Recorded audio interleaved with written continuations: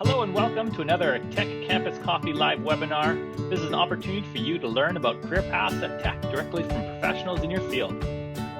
We'll be speaking to technical representatives from a variety of fields at Tech, and they'll share why they enjoy what they do. Participants also have a chance to directly ask speakers and recruiters questions and get a good understanding of why Tech is a great place to work, as well as where your strengths, talents, and learning opportunities lie. I'd like to introduce Stacy Smith, who is our lead campus recruitment lead. She sits in their Sparwood office, as well as Annie McDonald, and she is our recruitment coordinator, and she sits in really Halifax physically, but part of the Sparwood office. So I hope that kind of shows you that our organization does provide some remote work as well. So getting into the questions, I'm going to get this question right off the bat here.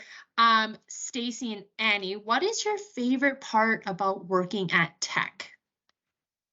Okay, well, I don't know. We can both go on for the whole hour. Then we'll just talk about this now. Just joking. Totally. By the way, I'm super pumped about that video every time I watch it. Anyway, so hi awesome everyone. Hi everyone, I'm Stacy. So yeah, I guess I'll give you a bit of background and then I'll jump into Sally's answer.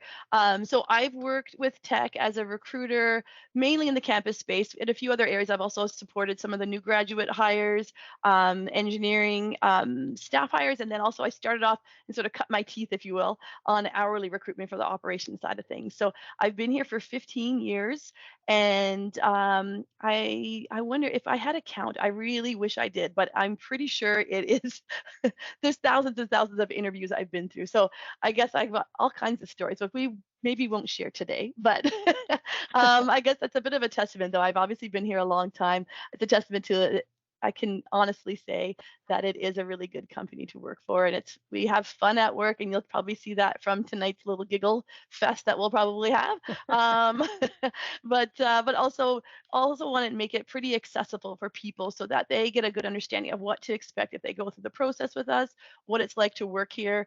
And part of the reason why we show that video is really just, I mean, Annie and I can talk about until we're blue in the face, but seeing that student video, I think really gives you an understanding. That's like a video.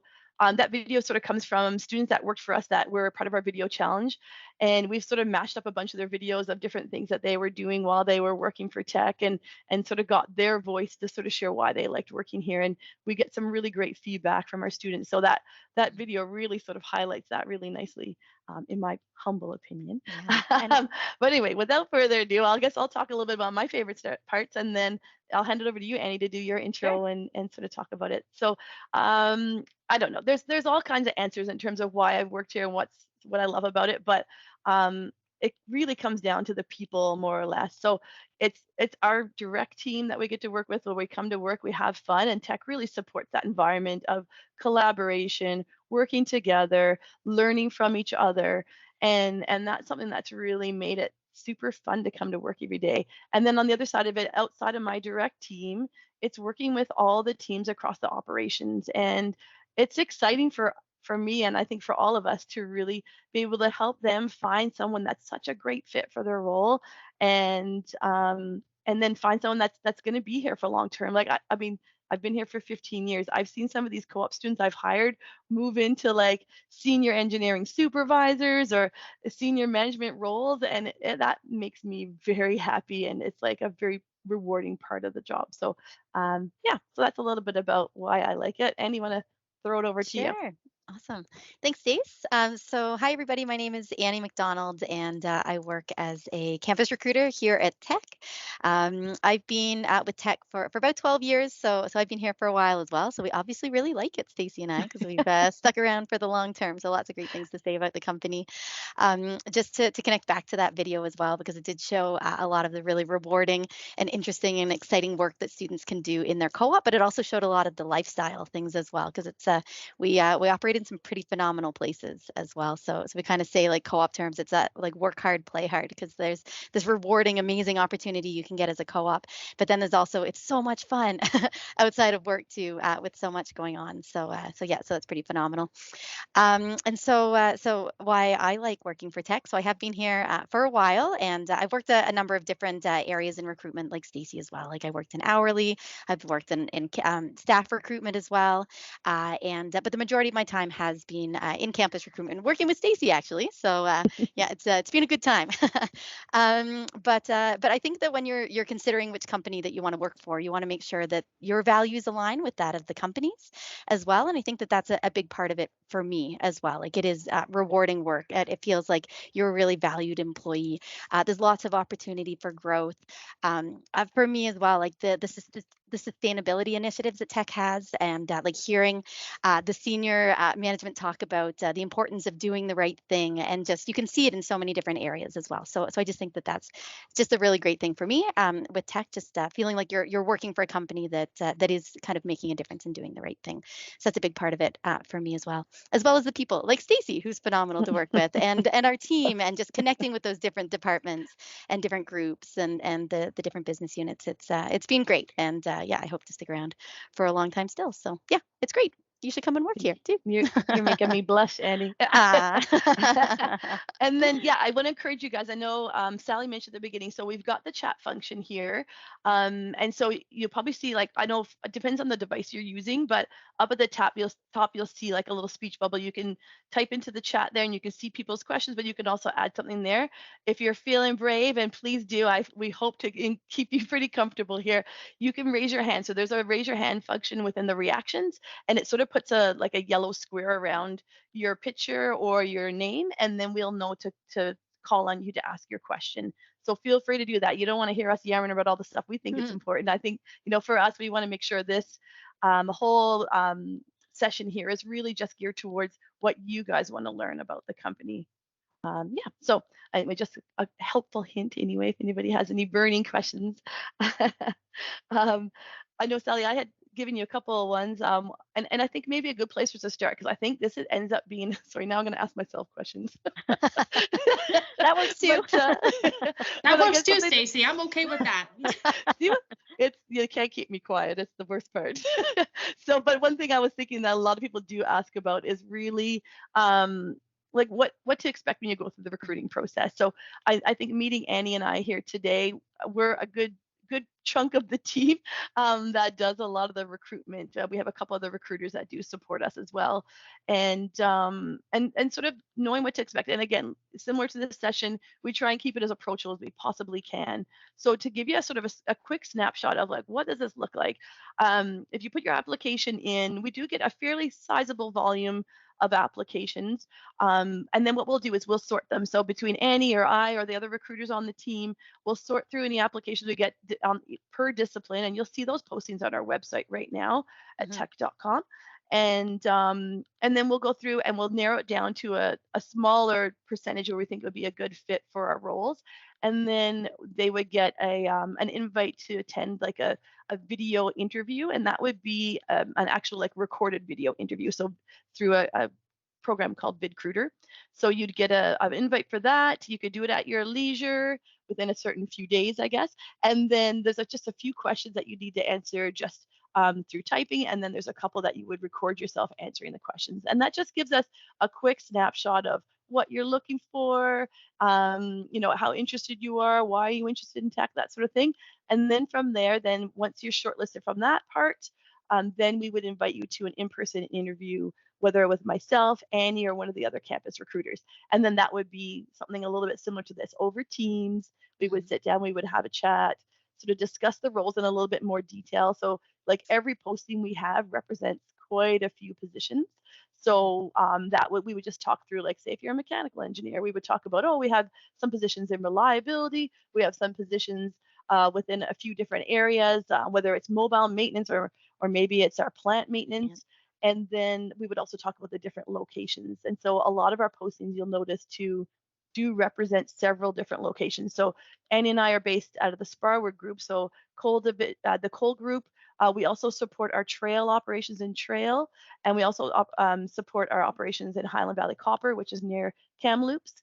And then we also support our Vancouver office, any corporate positions we have. But by and far, out of all those roles, the bulk are going to be Highland Valley Copper, Trail, and coal as the largest number, just so you know, just to give you sort of And a snapshot.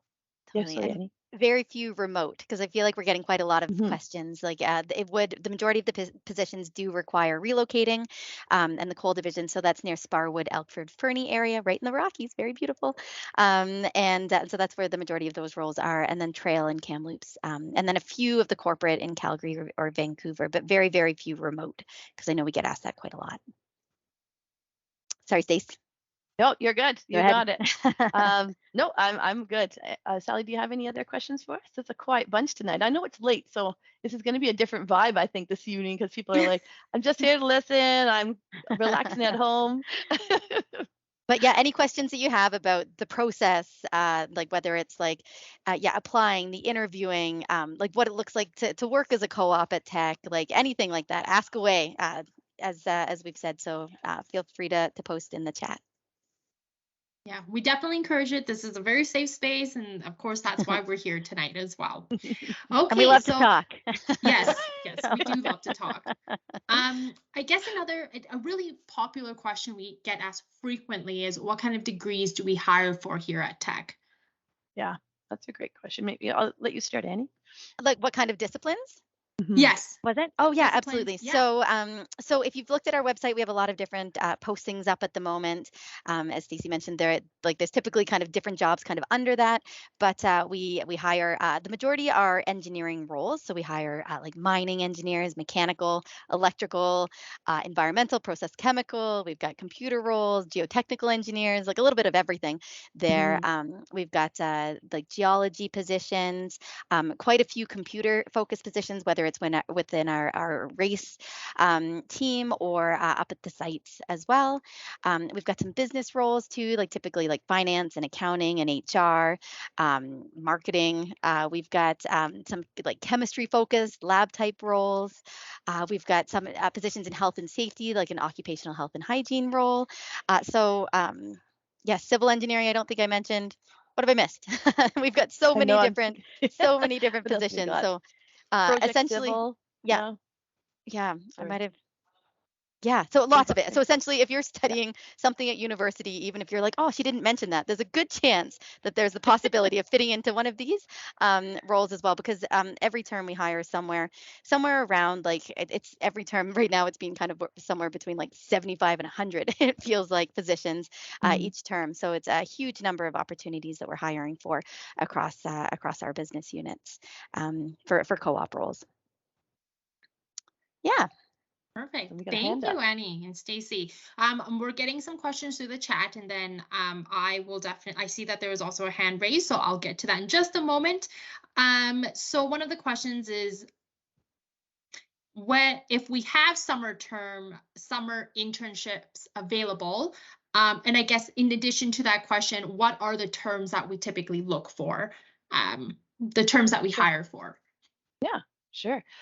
So yeah, we hire 4-month, 8-month, 12-month, 16-month opportunities for coal. So pretty much the whole selection. That being said, 4 is less frequent. So I'd say the most common would be 8.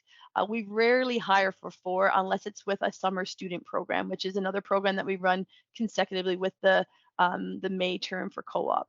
So yeah, so more often than not, it's 8, 12, 16 is what we tend to lean towards. And there's a few reasons behind that. One of them being that our co-op roles are we give a lot of responsibility, and it requires quite a bit of training to really get a co-op set up for success. So it takes a little bit longer. So we really tend to lean to those longer terms.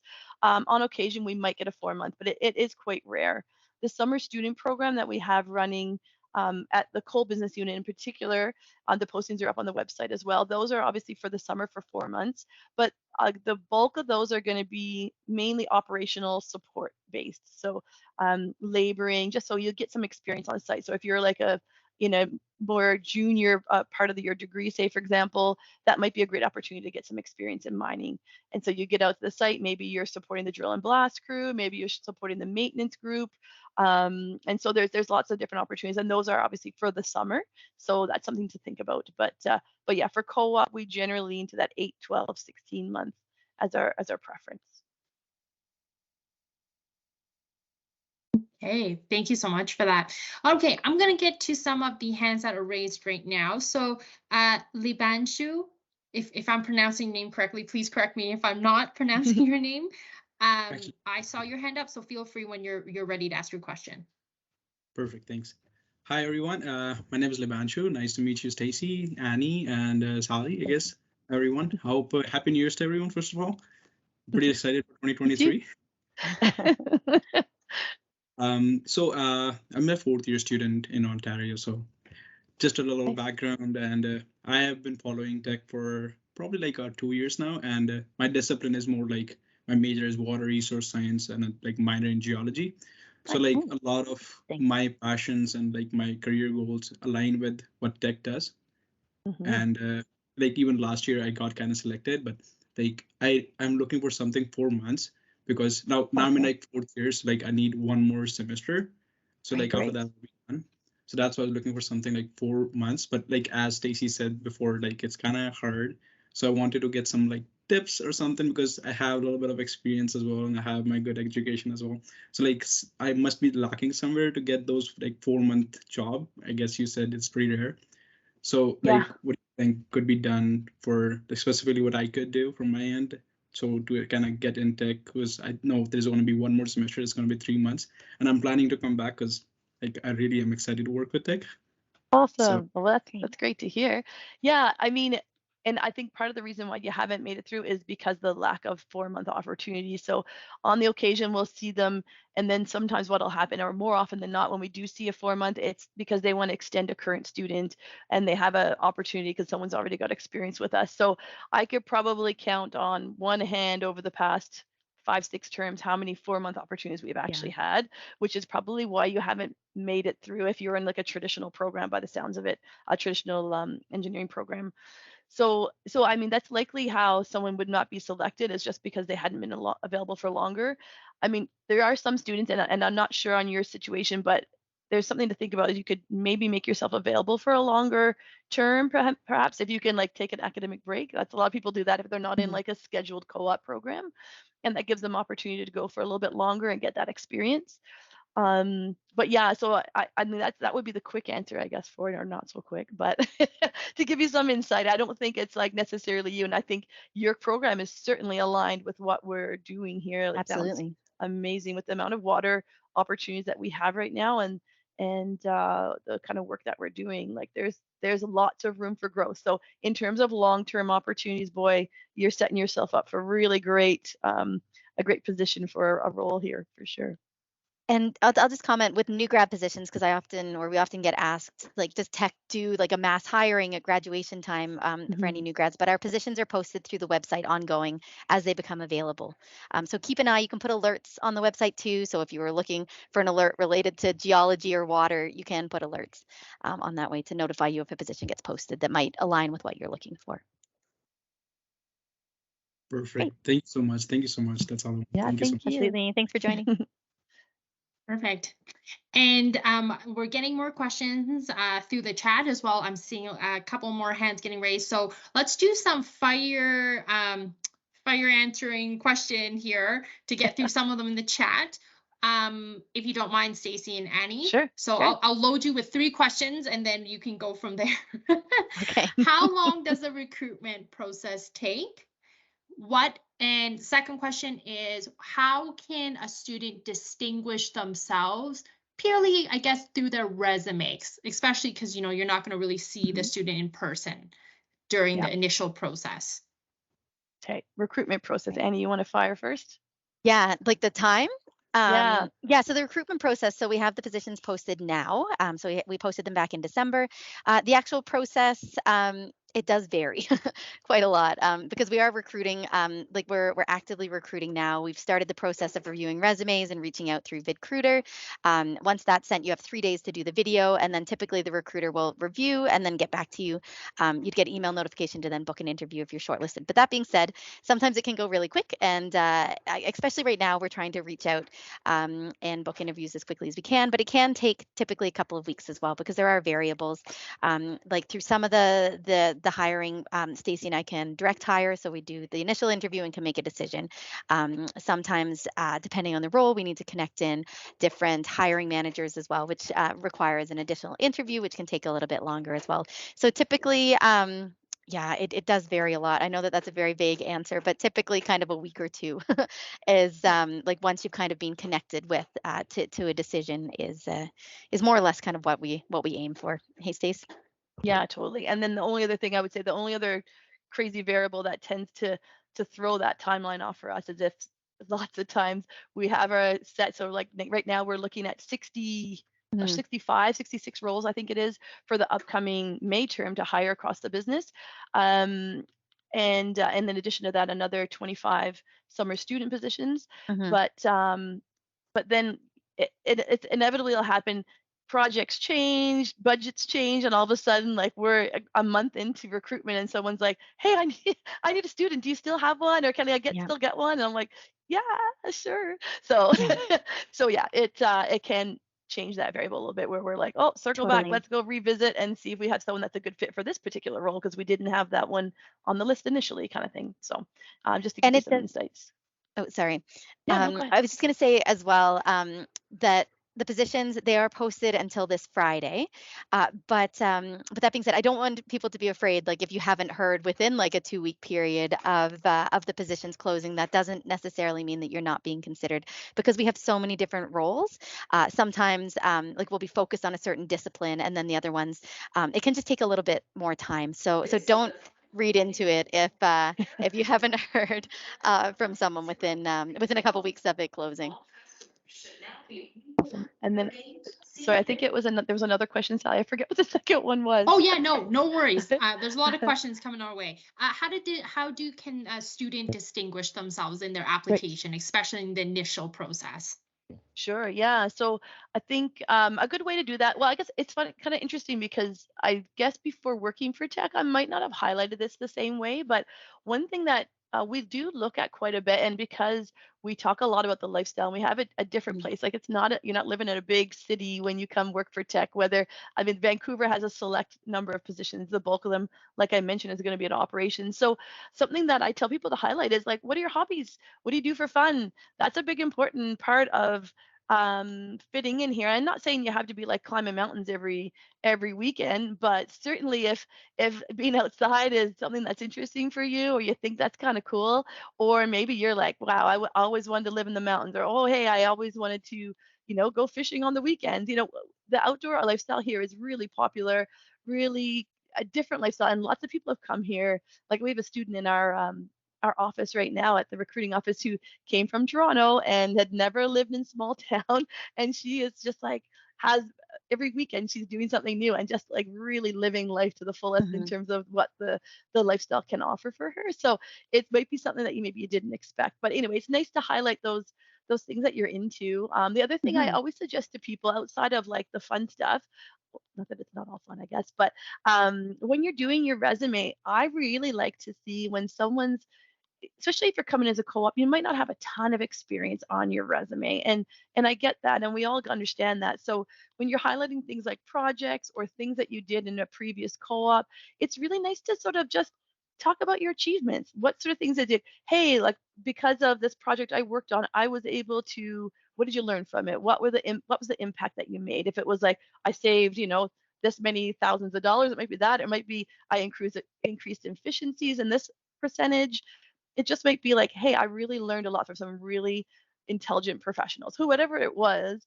It's really nice to sort of just take those little bits and pieces and highlight them. And the last point I'll make on that, I could talk about this for as long as the day, as everybody has their personal preferences. But the other thing I really like to see is that you really just always highlight your experiences. Don't take anything off your resume. Mhm. Put it all on there. I don't care if you worked at McDonald's or, I know it's not relevant to mining, but I want to see that you worked. I want to see that you've put yourself out there and you've got some experience to share, because every job is going to offer you something to learn from, right? So it's just And those highlighting soft what. skills. Yeah, yeah. And thinking about what you've learned from those roles, because that's the kind of stuff that Annie and I would ask you in an interview. Like, great, so you worked at McDonald's for 2 years while you were going to school. Like, how many hours were you working? How did you balance that out while you're in school full time? That's a task in itself, as all of us know, working through university and trying to balance out your schoolwork. That shows some great skill sets. And then, like, what kind of things to take away there? Like customer service, being able to communicate with all levels. That's huge, right? You're in operations where you're might be talking to an operator one day and an engineer the next, and you got to be able to work together and collaborate. So Mhm. there's lots of things you could take away, and just maybe putting that thought into that when you're creating a resume and putting together. And Mhm. keeping in mind that it's sometimes Annie or I look at it. I'm not like an engineer, or I might not be an expert in finance, but make it so that it's understandable for anybody who's in your field or outside your field to really be able to pluck out that important information. Mhm. Absolutely. Yeah. And I'll just add, I just saw it pop up, like, should a resume be one page? And no, not necessarily.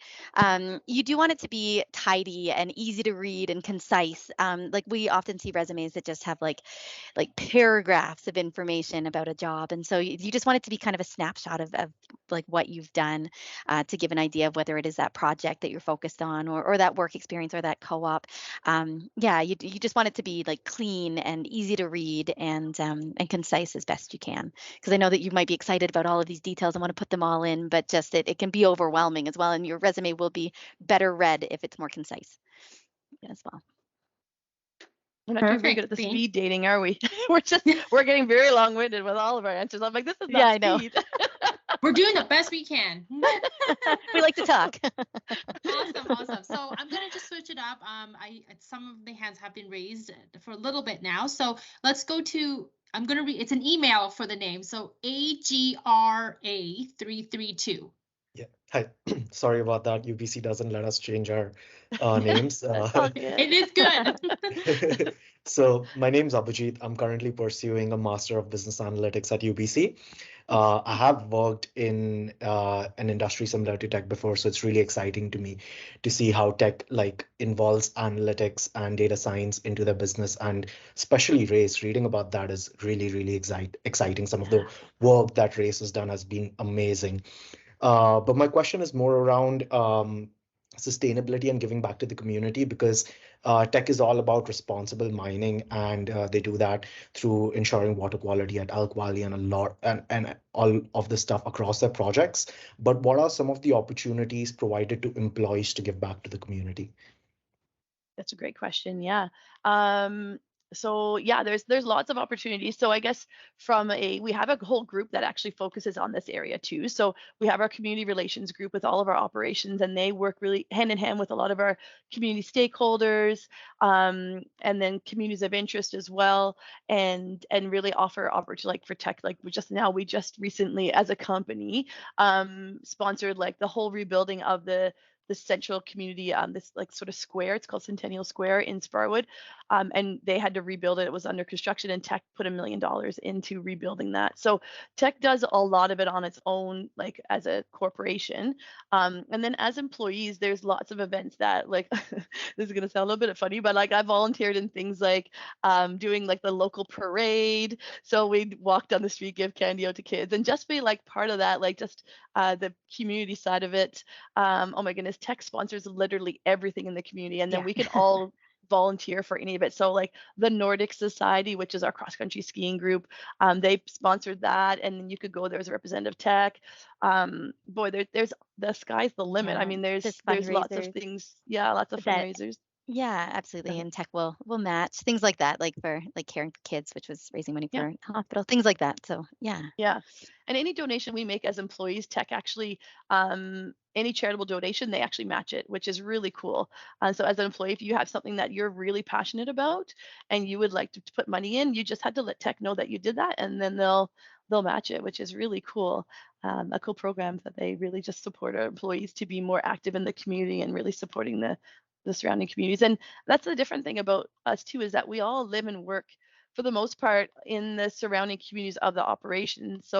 Um, so we all have a vested interest in being a part of that and giving back to the community. And we're drinking water at the tap, so we have the best interest to protect it too. So yeah. Anyway, there's a lot that we do in the town as individuals as well as a corporation.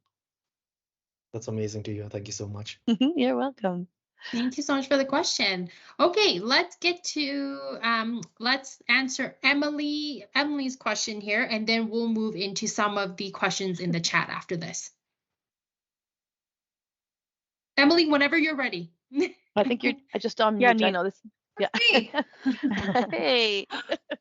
Hi. So I'm not sure who else might be in a similar position. I am doing university courses casually, just looking to upgrade. So I'm not going after a specific degree right now. However, I'm looking for a change. And I'm excited about the possibility of going into the mining industry. So I want to apply, and maybe Awesome. others of you do too, as a haul truck operator.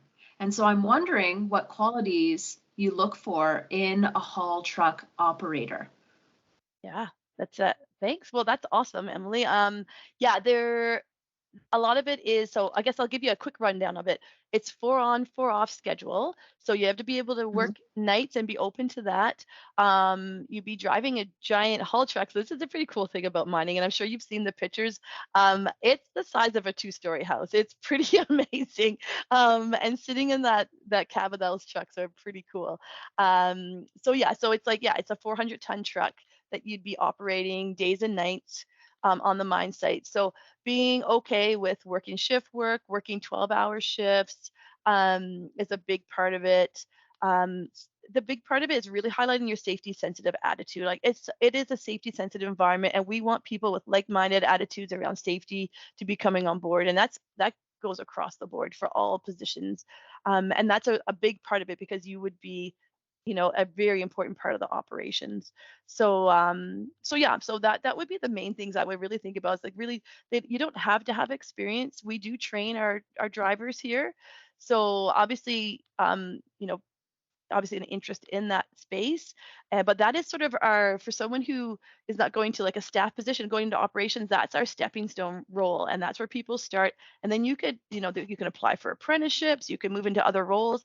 Or some people just love driving haul. Like they can just go, they're going from point A to point B. They're okay with sitting there for 12 hours and just not having to use their brain and just go back and forth, and they know what their job is, and they go home at the end of the day and it's done, So yeah, there's some really cool parts about that, and you're part of the excitement. You're part of the the day to day, which makes it pretty fun. Yeah, yeah, for sure. Well, yeah, thanks, Thank Emily, you. for asking. Yeah.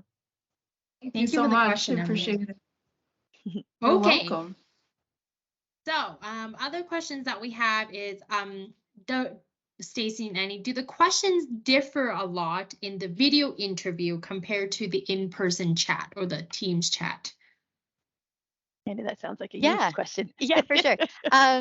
Yes, I would say, because with the video interview, there's only a few questions, and it's in a lot of ways just a pre-screen to get to know, I guess, what you're looking for, to ensure that you meet the basic criteria for what we need as well, because you have to have a driver's license, things like that. And so there's a few just checklist items, and then we just want to know kind of like essentially just a little bit about you. So there's only a really couple of questions in the first one. And then from there, we'll make the decision. And then it does differ almost completely for the in-person interview. It's like the video interview. Some people get quite nervous about that video interview because it is different, because you're not interacting with a person.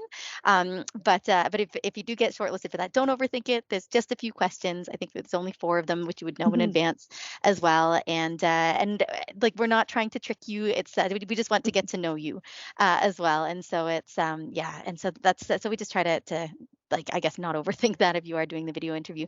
The in-person as well, Stacy and I and the other recruiters work really hard to make sure that you are comfortable too, and because again, we want to get to know you and who you are. So if you are getting into an interview, just try to relax, and there aren't trick questions, but they would be different questions between the video interview and in person, because like in the in person, we want to get to know a bit more about your experience, and then there are kind of those like typical like in an interview, the behavioral type questions as well, like what would you do if type questions. So it would be different than we'd be able to ask in that video interview.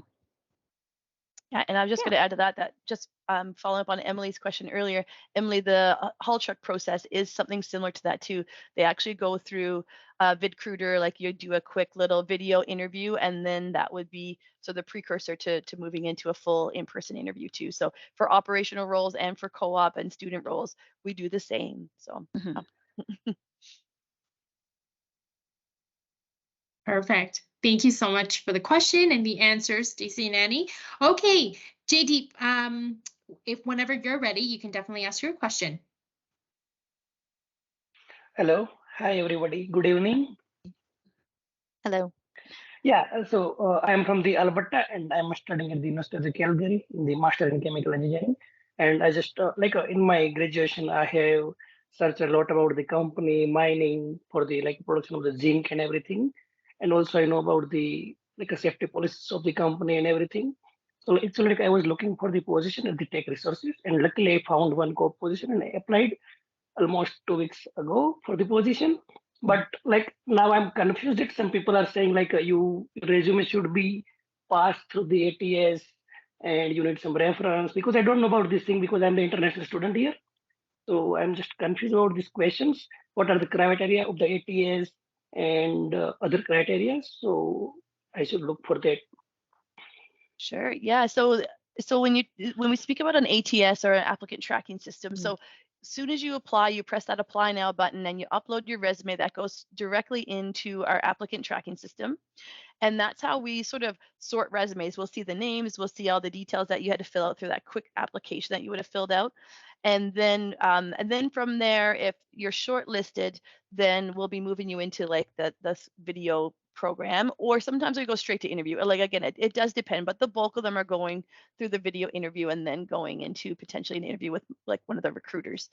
So I guess that would be, there's no big tricks. We don't use right now, we're not using AI or anything to weed people down. We're going through the resumes, we're looking at the experience, and we're picking it out. So when I talk about make it so that someone like myself or Annie can pick it out, we're not always the experts in certain technical areas, but if it's really straightforward for us, then we can do that. And that's sort of where our expertise is really sort of narrowing it down to a shorter list so that we can look at some candidates to consider moving forward. So I hope that clarifies the question a little bit for you, or clarifies the details for you. Yes, thank you so much. Awesome. Thanks a lot. Yeah, thank you for coming. Thanks for the question. All right, I think we got a couple more hands up. Sally, what do you think? Yes, we have Pamela Silva.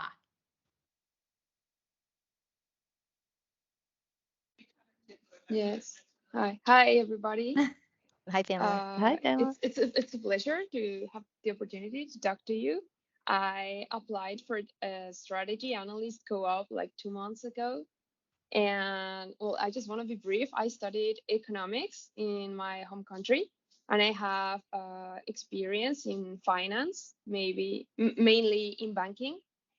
And Okay. I saw this role pretty interesting, because currently I'm enrolled in a trade management co-op in Vancouver. Nice. But I have I'm very curious about how do you recruiters see someone that already have experience and maybe is looking for a slight career change. Yeah. And I don't know, how does that play when you're applying for a co-op role? Yeah, I mean, maybe I'll jump on it first, Annie, then if you want to add to sure. it. But I know some people always say, am I overqualified, or do I have too much experience, or is it in a different field? Honestly, again, I'll sort of highlight any experience is good experience. I think there's valuable lessons and experience that you're bringing to the table that someone else may not have. So I wouldn't be concerned about a career change. And we see that a lot in terms of someone's coming from one background, then they're doing a master's in something else, or a post-grad certificate or something like in a different area. Totally understandable and great. So I love seeing people with lots of experience. And like I say, we hire masters, we hire post-grad diplomas, like we do go through the whole gamut. So a change in terms of direction is not an issue at all. In fact, sometimes we have people coming over and they have 5-10 years experience and they decide to go back to school and now they're looking for a co-op. And the big conversation I often have is like, are you okay with taking on, we do offer a co-op lots of experience and you'll get opportunity to exercise your skills, but make sure that they're comfortable with the experience they're going to get and make sure they're the best fit for the role. So in terms of, is it the direction they want to move in, right? So yeah, I mean, I'm all for I'm all for the variety of experience in your background, because I think we have quite a mixed bag of experience and different education backgrounds within the company that I think there's a lot of value in having a versatile candidate. And our Oh, positions awesome. Yeah. are so diverse as well, like within our Yeah. postings, because like as we've mentioned, we have 60 some positions open, but only 20 some postings. And so it is so diverse in there. And so your skill set might be exactly what we're looking for a position as well. And the posting might not kind of necessarily show that. And so it's great to have that diverse experiences. And it's great. Sorry, we are trying to frantically answer questions between the team of us to try and get through some of the questions here. But I know there's maybe a couple hands up. Maybe we'll get through those. Hey, Sally, and then we can. Yeah. Again, thank you guys so much for your patience. We're gonna get through these questions here with folks with their hands up, and then unfortunately, we're just gonna have to end our session there, but hoping we will still be able to stay in contact with some of the folks here on the call. Reet, go ahead whenever you're ready. Hi, everyone. Hi, Reed. Thank you so much for the opportunity to attend this session. My name is Red.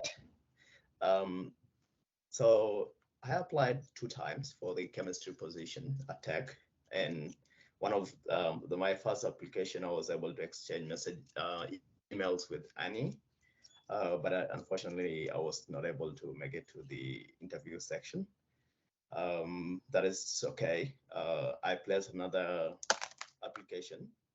So my question is, if I submit an application, am I allowed to edit my resume and put it back on, or Yes. When I submit it, that should be it? No, absolutely. If you log back into your profile, you can upload a new resume as well. So, yep, absolutely. Okay. Thank you. You're welcome. Thank you. Is it Yasmin next? Yasmin, go ahead and you can turn your mic on and ask. Hello, everyone. Thank you for this opportunity. I am currently in my 7th semester in international management, and I want to do my mandatory internship. So I really want this co-op position at Teck, because I'm also like thinking about staying in Teck. And I just wanted to know, since I'm in Germany, how long does it take for you to get the position? Is it like until almost May, or is it a bit before that?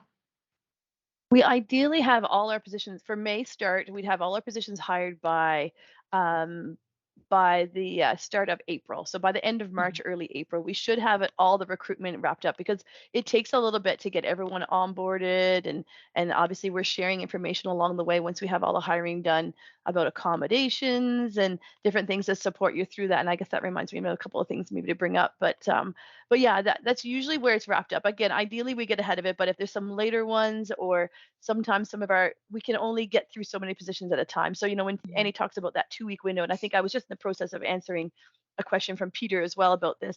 I would love to say, yeah, the 2-week window is where we're at once we start getting into the application. So I know we posted a little bit earlier this term, and so really we're getting into the real the meat of the interviewing period is really starting this week, next week, and then moving into like through February. We're interviewing throughout, but Ideally by March, we're starting to wrap up, and we might have some later roles and different things that have dragged out a little bit longer that we're still dealing with. But ideally by the end of March, for sure, we should have it all wrapped up, and then you'd have all the information you need to be able to like organize relocation and different things like that. I just want to reiterate as well, because I feel like I might have confused people with this 2 weeks, because I don't want you to think that when the jobs close on Yeah. Friday, that if you haven't heard in 2 weeks, you have not been selected. It's Yeah. more just like once we connect with you and start the process, like once, especially like from that in-person interview, because sometimes it can take a bit longer. That's kind of the window that we give. And so don't worry if you haven't heard from someone in like 2 weeks or even a month. That doesn't mean that you're like there's no chance of a position happening with Teck, because it does take us until until kind of beginning of April to fill all of these positions. So so don't lose hope if you haven't heard. Just wanted to make sure, because I might have caused some confusion. If we had 50 recruiters, we'd be done in a couple of weeks, but we have to power through all these together. So it just takes a little bit of time. So we certainly appreciate your patience. And I think, Peter, hopefully this is answering your question as well. It does take us a little bit of time once we okay, I'm going to tackle mechanical engineers today, and then I'm going to tackle mining in a week from now. So sometimes there might just be a bit of a waiting period for someone to get into those applications and then start the process. So thanks a lot for the question. I was going to add to that, and only because I think this is a really important point to make, is that I sort of alluded to it there, but part of our process, so not only obviously they're paid co-op positions, they're paid quite generously. It's paid on a scale of based on the discipline you're working within, whether it's engineering, whether it's business, that sort of thing, and then also based on how many academic terms you've completed and how many co-op terms you've completed. So with that, that's how we determine salary. In addition to salary, we also pay for your travel to the site at the beginning of your term, and then home again to where you reside for school at the end of your term. We also pay for your co-op fees while you're with us if you're a scheduled co-op program, and then we also put like $500 on your first paycheck over and above your normal pay, and that's just like a settling in allowance to allow you to have a little extra when you first arrive to pay first month rent or whatever it is you have to do. And with that note, accommodations are at your own expense. So that's just something to keep in mind when you're looking at opportunities. It likely will require you to relocate because we don't have any universities right in our towns, most of them anyway. And then so relocations at your own expense, but we certainly support you with that. So just to give you an idea, we just hired 77 students, something like that, 76 students in January that just started, and they all found housing. And we were able to support them with giving them information about the accommodations, getting them in touch with each other so that they can find shared accommodations, find roommates, that sort of thing. So we have those resources at our fingertips, and we're certainly making sure that it's a smooth transition from that point of hire to that start date so that you're set up for success. Awesome. And folks, we are up to time now. And of course, we want to be very mindful of your time as well. We just wanted to thank you so much for joining our session today. We really hope that was very helpful for yourself. In terms of our feedback form, please do provide your feedback to us with our campus coffee webinars. We really do want to hear it back from you, as we want to make sure that we're holding events that would be helpful to yourself and what you want to learn about. So on the Teams chat, we had posted the feedback form, so feel free. And again, we encourage you to fill out that form for us so we can continuously improve this for you guys. Awesome. And I'm okay to stick around for a couple of minutes. Annie, how you doing? Are you okay absolutely. for 5? Maybe Yeah, we can just sure. hammer out the few hands up and then just make sure we get everybody's questions answered. And if you have to drop off, we get it. I know everyone's got schedules and it's getting late in some places. I guess students don't. You guys stay up all night, don't you? I don't know. I like my sleep a little bit more these days, but yeah, how about Ezekiel? I think you have a question. You've had your hand up. Can I answer a question for you? Hello again, Stacy, Sally, and the rest of the team. Thank you so much for the informative info session today, and also the fun trivia session.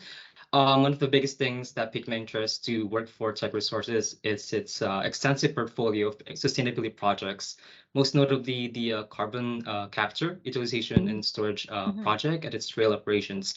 That is quite impressive for me And also in the past year, I've been quite involved with sustainability focused projects. I'm currently a geological engineering student, and I'm very interested to apply for the geotechnical engineering co-op student position and notice the variety of responsibilities that this role entails. I'd like to know more about what kinds of projects would students will be primarily involved with in this role. Would it be more on the open pit design, tailings management, or geohazards? And what qualities would a successful candidate would ideally have for this type of role? Thank you very much. Yeah, thanks for the Sure. question. Annie, do you want to take a stab at that one? For sure. So yeah, so typically each term we do have some geotechnical geological positions, and I'm just pulling up the details here. But typically it is like it's very hands-on. You're going to be out in the pit. They're doing just looking here like current and future pit slope excavations. They do a lot of like slope stability type work. They're working with the waste rock dumps. Yeah, so slope stability, as I said, and rockfall analysis. Yeah, and there's a variety of geotechnical monitoring programs like interpretation of ground movement, like a lot of data interpretation as well. Yeah, it's and then just of course like critical geotechnical risk management as well. And so working with our team around that. There's a lot of use of drones as well within the departments, and so that's I feel like people get kind of excited about about the idea of drone usage. So yeah. So that's a little bit kind of what like a geotechnical co-op might do with us. Yeah, sorry, what was the other part of your question? Like what qualities would a successful candidate would you have for this type of role? And also, I've noticed that these the postings you're looking for students in January. Are there also like openings for this position in May? Sorry, yes, no, our January positions have started. That those are filled. So we're looking just for May hiring at the moment. And so I might have said January, but the January position started on the 9th, and now all of our recruitment is focused for May. And so what we look for in a successful student, because as Stacey had highlighted before, like on your resume, like you want to highlight any of the experience you have, the different projects you have, like where you are within your program. Yeah, and so that's kind of more or less what we're looking for. Like as she mentioned too, just about the importance of those interests and just any interests that you have as well, because we want to try to get to know you. Something we haven't really talked a lot about are cover letters, and so cover letters, I think that they are important because from your resume we kind of get to know like this is like I guess as a like third or fourth year geological engineering student, we kind of know I guess what your skill set will look like based on the courses that you've done, and so the resume will give us an idea of the work that you've done, and then the cover letter will help us to get to know like a bit more detail, or just like to be maybe focus a little bit more around the job posting, and to kind of let us know who you are that kind of relates to that job posting and what we're looking for a little bit more. Yeah, and so I think that that's kind of an important area too that we hadn't really discussed. Yeah, and the only thing I was going to mention that too is that important to highlight, especially for geotech or for most of our operational roles, at least 50% of your time is actually out in the field. So you're going to get into the pit, you're going to get out to the water operations, you're going to get out and meet people on the ground, and you know, like I talked about talking with different people. That's such a big part of the roles that we have here. So there's so when we talk about like what are you interested in, are you okay with working outside, because you know you're going to bring your work boots and you're going to get out there, right? So that's just something to keep in mind, especially for the operational roles. It's a really dynamic role, so really if you can highlight that in any way, shape, or form through your resume, boy, that's the stuff that we jump out at and really see in the resume. So yeah, great. Well, thanks for the question, Ezekiel. Awesome. Thank you so much for answering that. Thank you. Nice to meet you. Enjoy your coffee. I sure will. Thank you. Okay, who I know Lebenchu has one, and there's another one too. I think Sally is it Zena? Yeah, we have Zinyan Wu. Oh, I didn't see the name. Sorry. Zinyan? Hi, thanks for the opportunity. Hi. Hi. Thanks for the opportunity. Actually, I'm a sales student, and last year I'm looking for my first co-op job, and I also applied for a position in Teck. Luckily I get an interview, but it's my first interview in my life, so I didn't perform well in that. I was refused. So I want to know if I have the second chance apply for a position in tech just like that time. So can I apply again for the position before the closing day? Am I get any possibility to get a second interview about that? And another one is for our resumes, we got usually we got 3 parts: academic experience, work experience, and volunteer experience. Which one is the most important in your eyes? Can know that? Okay, yeah. I will say, so yes, there's certainly opportunity, and I do interview students one semester. If it doesn't work out that semester, I've interviewed them again. There's a couple of reasons for that. Lots of like and I don't want to sound like a mom, but I'm going to sound like a mom. You guys are in the beginning stages of your career.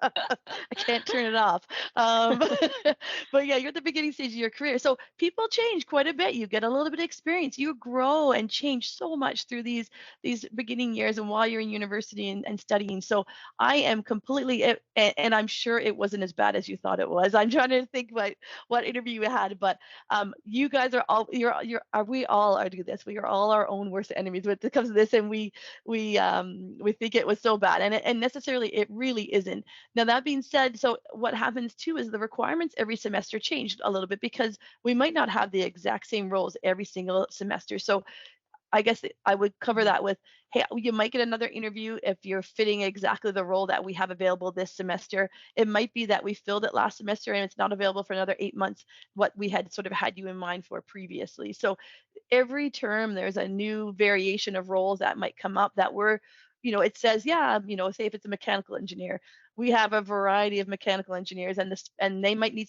more that are more data driven one semester, and we fill those, and then the next term it might be very much in the mobile maintenance space or very much in the plant maintenance space. So they do change semester to semester, even though we have fairly general postings. And then so what we're looking for, knowing the roles that we are really focused in on, might change from term to term. So I guess then the other side of it is like, hopefully you'll get an interview if the role is available that we think you're a good fit for. And like I say, we're more than happy to interview people multiple times. It might just be that that one time it didn't work, but we could interview them again and it might be the perfect fit, right? So there's that. And then in terms of like picking what's most important, I would almost say it's the complete package. Like I don't think there's one thing that I'm like, oh, if you don't have this, that's it. It's sort of like, oh, they have, they're a great lifestyle fit maybe, and then oh, they've got some experience in a safety sensitive environment. Perfect. Done. And maybe they, maybe someone doesn't have other so it's really just looking at all the pieces, and I always sort of joke with in an interview or in a resume, it's kind of putting the pieces of the puzzle together to tell the story, and that makes it really easy for us as recruiters to be able to like, oh yeah, I can actually see this person working in this particular role. So so sorry, it's not really a direct answer, but my politician's answer to your question. Thank you for your answer for that. Yeah, Thank you thanks very for much. Thank you.